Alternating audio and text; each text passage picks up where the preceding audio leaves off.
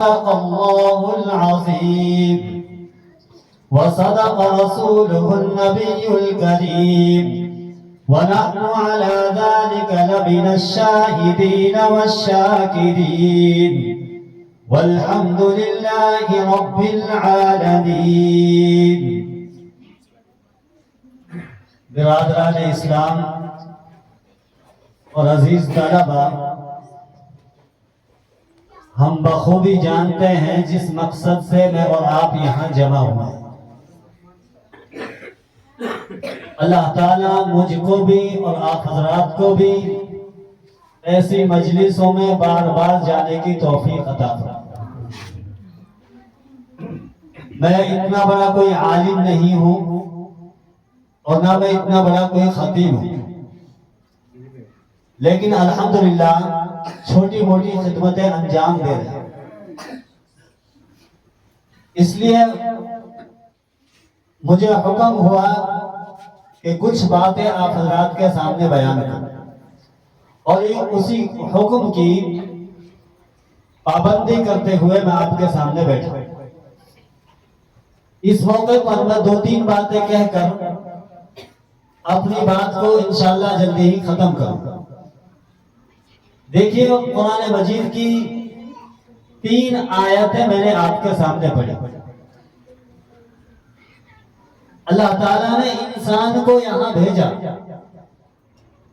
اور انسان جب دنیا میں آیا تو ایک مقصد کو لے کر آیا. میں اور آپ اہل عقل میں،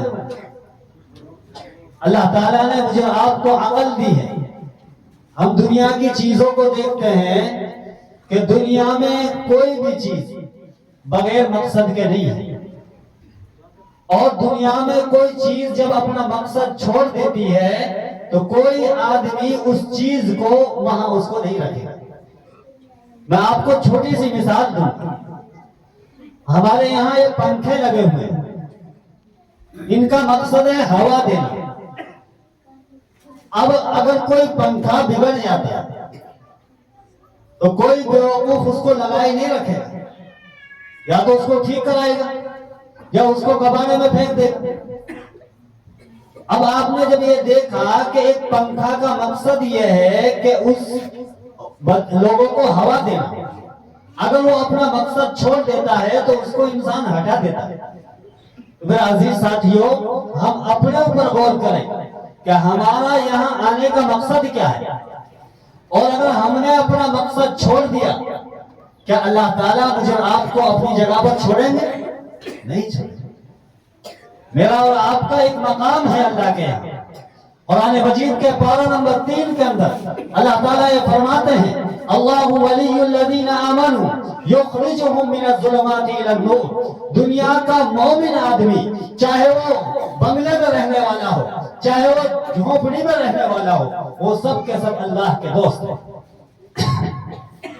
عزیز ساتھیوں، ایک طرف اللہ کا یہ اعلان ہے کہ مومن جس نے کلمہ پڑھ لیا وہ میرا دوست ہے، اور میں اور آپ اپنے اعمال کو دیکھیں کہ ہم اللہ کے ساتھ اپنی دوستی کو نبھا رہے ہیں. آج ہمارے اعمال اتنے کمزور ہو چکے، اتنے ماند پڑ چکے، اتنے گھٹیا ہو چکے، آج ہمارے اخلاق اتنے خراب ہو چکے کہ لوگ ہمیں نفرت کرتے ہیں، لوگ ہمیں گری نظروں سے دیکھتے ہیں، لوگ ہمیں حقیر سمجھتے ہیں. عزیز ساتھیوں، ہمیں غور و فکر کرنا چاہیے کہ ہم تو وہ قوم ہے جس قوم کو سمندروں نے بھی راستہ دیا. ہم تو وہ قوم ہے جس قوم نے ظالم کی آنکھوں میں آنکھیں ڈال کر بات کی، جس قوم کے سامنے ظالم کبھی ٹھہرا نہیں. ہم وہ قوم ہے اور اس قوم کے رہنے والے ہیں، لیکن آج ہمارے دل مردہ ہو چکے. آج ہمارے دل مردہ. سوال یہ ہے کہ دل مردہ کیسے ہو گئے؟ اس کا جواب یہ ہے کہ ہم نے اللہ کے دین کو چھوڑا، اللہ کے قرآن کو چھوڑا. جبکہ قرآن مجید خود یہ کہتا ہے وَأَنْتُمُ الْأَعْلَوْنَ إِن كُنتُم مُؤْمِنِينَ. لوگوں تم سر بلند رہو گے، تم باعزت رہو گے، تم باوقار رہو گے، شرط یہ ہے قرآن مجید کو تھام لو، قرآن مجید کو پکڑ لو. جس قوم نے بھی، جس سوسائٹی نے، جن لوگوں نے قرآن کو مضبوطی سے پکڑا، اپنی کتاب کو مضبوطی سے پکڑا، تو اللہ تعالیٰ نے ایسی کامیابی ان کو عطا کی کہ آج تاریخ ان کے لکھنے کو فراموش نہیں کر سکتی۔ اس لیے عزیز ساتھیوں، ہمیں چاہیے کہ ہم اپنے مقصد کو پہچانیں۔ مقصد کو پہچاننا وہ قرآن مجید سے ہوگا۔ آج ان معصوم بچوں نے، ان معصوم پھولوں نے ہمارے سامنے قرآن مجید کی تکمیل کی۔ میرے بھائیوں، قرآن مجید ایک ایسی مقدس کتاب ہے کہ اس کے مقابلے میں دنیا میں کوئی کتاب نہیں جس کا ادب و احترام لازم ہے۔ قرآن مجید نے یہ فرمایا لا یمسہ الا المطہرون، کہ اس کو آپ بغیر وضو کے نہیں چھو سکتے۔ میرے بھائیوں، جب حکم ہمیں یہ ہے کہ اس قرآن کو بغیر وضو کے نہیں چھو سکتے، تو اس کا کتنا بڑا مقام ہو، کتنا بڑا مرتبہ ہو۔ اور جب قرآن مجید کا اتنا بڑا مقام ہے، اتنا بڑا اس کا اللہ کے یہاں مرتبہ ہے، تو اس کو جو پڑھائے گا، اس کو جو پڑھے گا، اس کا بھی اللہ کے یہاں اتنا ہی بڑا مقام ہے۔ بھائی ہم عقل والے ہیں، ہم سوچیں کہ بھائی ایک بھٹے پہ اینٹ بنتی، اب اسی بھٹے کی اینٹ، ایک اینٹ لیٹرین میں لگ گئی اور ایک اینٹ مسجد میں لگ گئی، جبکہ مٹی بھی ایک ہے اور جو بنایا گیا وہ فرما بھی ایک ہے، جہاں پکایا گیا وہ بھٹا بھی ایک ہے، لیکن اگر ایک اینٹ مسجد میں لگی تو مجھے آپ کو حکم یہ ہے کہ چپل پہن کے آپ نہیں جا سکتے، اور وہی اینٹ اگر وہ لیٹرین میں لگ گئی تو حکم یہ ہے کہ آپ بغیر چپل کے لیٹرین میں نہیں جاؤ۔ آپ دیکھو تو میرے بھائیوں، کچھ چیزیں وہ ہوتی ہیں کہ جب ان کے ساتھ تعلق ہو جاتا ہے، ان کے ساتھ جوڑ ہو جاتا ہے، تو انسان کا مقام بڑھ جاتا ہے۔ جب قرآن مجید کا اتنا بڑا مقام ہے تو قرآن کو جو پڑھنے والے، پڑھانے والے، ان کا اس سے بھی اللہ تعالیٰ ان کے مقام کو بھی بڑھائے گا۔ اللہ کے نبی علیہ الصلوۃ والسلام نے فرمایا خیرکم من تعلم القرآن وعلمہ، کہ تم میں سب سے بہتر وہ ہے جو قرآن کو سیکھے اور سکھائے۔ میرے بھائیوں، اس سے بڑی دلیل کیا ہو سکتی ہے کہ اللہ کے نبی علیہ الصلوۃ والسلام شہادت دے رہے اور گواہی دے رہے، یہ فرما رہے کہ قرآن کو جو پڑھائے گا، جو پڑھے گا، دنیا میں اس سے بڑھیا انسان کوئی نہیں ہو سکتا۔ اس لیے میرے بھائیوں، ہم فکر کریں اس بات کی کہ ہماری اولاد قرآن مجید کو پڑھنے پڑھانے والی بنے، ہماری اولاد قرآن مجید کی تفسیر کو جاننے والی بنے، قرآن مجید کے احکام کو پہچاننے والی بنے، تب جا کر مزہ ہے۔ ورنہ میرے بھائیوں، یاد رکھنا چاہیے کہ ہر آدمی دنیا میں بادشاہ ہے، ہر آدمی، ذرا دھیان سے سننا، ان لوگوں سے میں جو والی ہیں، جو صاحب اولاد ہیں، ان کو میں یہ حدیث بیان کر رہا ہوں۔ اللہ کے نبی نے فرمایا کلکم راع وکلکم مسئول عن رعیتہ، کہ لوگوں تم میں سے ہر انسان بادشاہ ہے، اگر کسی کے 2 بچے ہیں تو ان 2 بچوں کے اوپر وہ بادشاہ ہے، اور ان 2 بچوں کے بارے میں باپ سے پوچھ تاچھ ہوگی کہ ہم نے تمہیں اولاد دی تھی، اس اولاد کے ساتھ کیا برتاؤ کیا تھا، کیا اس اولاد کو دین پڑھایا تھا، کیا اس اولاد کو قرآن مجید سکھایا تھا۔ اگر ہم نے قرآن مجید سکھایا ہوگا، دین پڑھایا ہوگا، تو وہی اولاد قیامت کے دن میرے اور آپ کے لیے حجت بنے گی، دلیل بنے گی، مجھے آپ کو جہنم سے بچائے گی۔ لیکن ہم نے اپنی اولاد کو اگر دنیا سے دور رکھا تو یہی اولاد قیامت کے دن گریبان میں لٹک جائے گی۔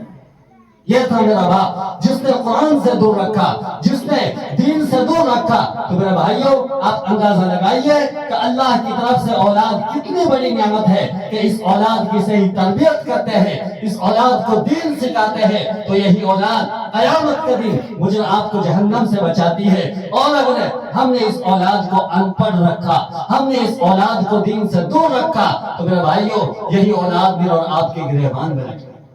اس لیے عزیز ساتھیوں، میں آپ سے اپیل کر رہا ہوں اور ہاتھ جوڑ کے کہتا ہوں کہ آج کل کے حالات بڑے خراب ہو چکے ہیں۔ حالات دنیا کے یہ بتلاتے ہیں کہ اب مجھے آپ کو جاگ جانا چاہیے، اب سوئے نہیں رہنا چاہیے، اب جاگ جانا چاہیے، جاگنے کا وقت آ گیا۔ कब तक सोते रहेंगे? आज हम देखें कि हमारे नौजवानों से मस्जिदें खाली हैं, जबकि रात दिन हम देख रहे हैं, रात दिन जनाजों को हम अपने कंधों पर उठा रहे हैं।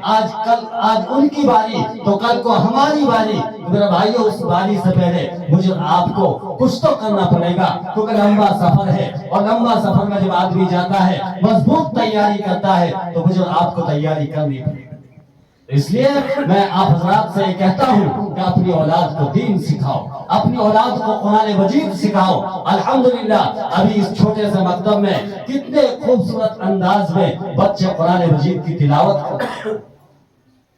बच्चे पढ़ रहे थे, कुल अऊज़ु बिरब्बिन नास, मलिकिन नास, इलाहिन नास, मिन शर्रिल वसवासिल खन्नास। ये वो सूरत है जो आदमी सुबह पढ़ेगा तो शाम तक उसको कोई नुकसान नहीं होगा, और जो शाम को पढ़ेगा रात भर उसको नुकसान नहीं होगा।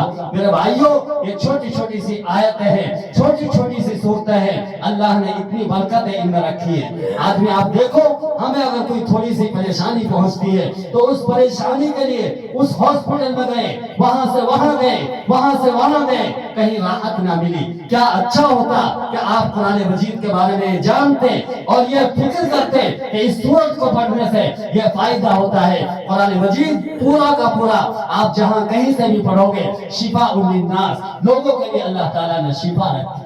लेकिन मेरे भाइयों, जब कुरान की तालीम से हम दूर रहेंगे तो हमें क्या पता कि कुरान मजीद के अंदर अल्लाह ताला ने क्या क्या हद रखे हैं, क्या क्या जिंदगी गुजारने के लिए आसानियां पैदा की हैं। तो इसलिए अजीज साथियों, कुरान के साथ अपना जोड़ रखें, कुरान के साथ अपना ताल्लुक रखें। जो भी कुरान से ताल्लुक रखता है, जोड़ रखता है, अल्लाह ताला उसको बुलंद करते हैं। और उसकी मैं मिसाल देता हूँ कि अल्लाह के नबी अलैहि सलाम, भाई बहुत सारे नबी दुनिया में आए, अल्लाह के नबी अलैहि सलाम सबसे आखिर में आए, लेकिन अल्लाह के नबी अलैहि सलाम का मकाम मर्तबा सब नबियों से ऊपर है। और उसकी वजह यह है कि अल्लाह के नबी अलैहि सलाम का ताल्लुक किताब से था, और जिसका भी किताब से ताल्लुक होता है, जिसका भी किताब से ताल्लुक मजबूत होता है, अल्लाह ताला उनको इतना ही बुलंद करता है।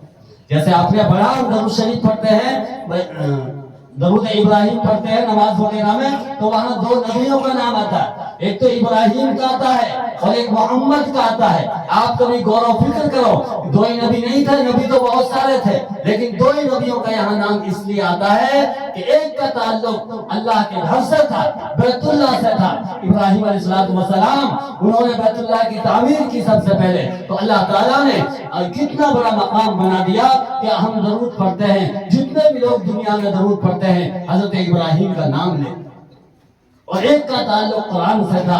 अल्लाह ने इतना बड़ा मकाम बनाया कि हम अपनी आंखों से देख रहे हैं। इसलिए अजीज साथियों, कुरान के साथ ताल्लुक मजबूत जोड़े, और जो जिंदगी गुजर गई उसको गुजर गई, अब जो है तौबा ताइब हो जाए, आदमी तौबा ताइब हो जाए। अगर किसी आदमी ने सुबह गलती की और शाम को जो है उसने माफी तलाफी कर ली, तो फिर वो आदमी भटका हुआ नहीं कहलाता। इसलिए अजीज साथियों, जो जिंदगी के दिन गुजर गए, हर दिन जो गुजर रहा वो मौत से करीब हो, हर दिन हर सेकंड जो गुजर रही है वो मौत से करीब हो रही है। तो इसलिए मेरे भाइयों, हम जो है अपने आप को दीनी कामों में, नेक कामों में, भले कामों में अपने आप को लगाएं, और बुरे काम और वैसे गलत काम उनसे अपने आप को दूर रखें।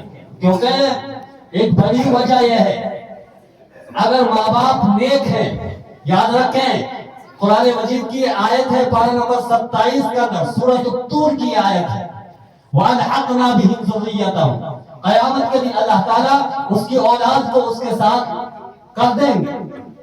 वहां मुफस्सिरीन ने एक नुक्ता बयान किया है, वो नुक्ता ये बयान किया है कि अगर माँ और बाप नेक होते हैं तो उन माँ और बाप के नेक होने की वजह से अल्लाह ताला वो नेकियां उसकी औलाद में मुंतकिल कर देते, वो नेकियां औलाद में लाकर रख देते। और अगर माँ बाप वो नेक नहीं है तो नेक ना होने की वजह से बाज दफा अल्लाह ताला औलाद को भी ऐसे ही कर देते हैं जैसे माँ बाप। तो इसलिए हमें नेक बनना पड़ेगा। हम सोते रहे फजर तक 8 बजे तक और हम चाहें कि हमारी औलादें नेक बने, किसी हालत में नहीं बन सकती, क्योंकि सबसे पहला आइडियल और नमूना बच्चे के लिए वो माँ बाप होते हैं। इसीलिए कहा गया नहीं, माँ जो है बच्चे के लिए पहला मदरसा। अब माँ हमारी बगैर